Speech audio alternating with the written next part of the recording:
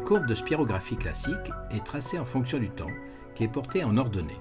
Lorsque le sujet inspire et expire, les volumes pulmonaires varient comme le montre cette courbe. En revanche, dans la courbe débit-volume, la variation est tracée non pas en fonction du temps, mais en fonction du débit. Ceci explique l'allure générale de la courbe qui évolue en dessinant une boucle.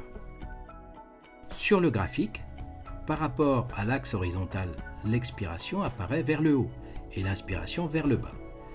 La courbe se trace suivant la respiration du sujet.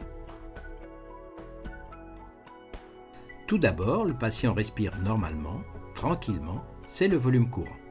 Puis on demande au sujet de vider à fond la poitrine, puis de gonfler à fond ses poumons, ensuite de souffler immédiatement, le plus fort, le plus vite possible et jusqu'au bout.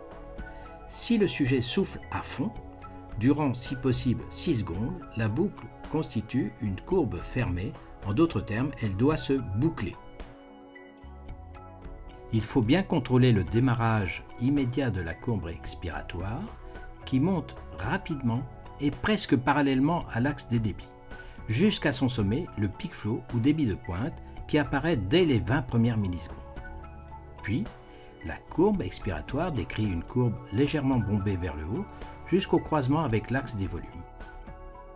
La courbe expiratoire doit se boucler avec le début de la courbe inspiratoire.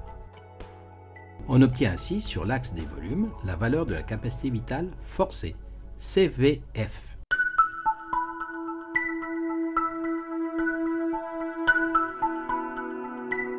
On note en pointillé rouge la courbe expiratoire théorique correspondant aux normes du patient, sexe, âge et taille.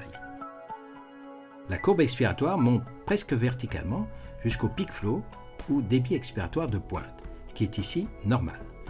Puis la courbe redescend plus lentement en décrivant une partie concave vers le haut, signe pathognomonique d'un trouble ventilatoire obstructif, TVO, et se termine exactement où l'inspiration avait démarré. À noter que chez ce patient, la capacité vitale forcée, CVF, est normale. Sur le graphique, la CVF se lit sur l'axe des volumes. Elle est comprise entre le début et la fin de l'expiration.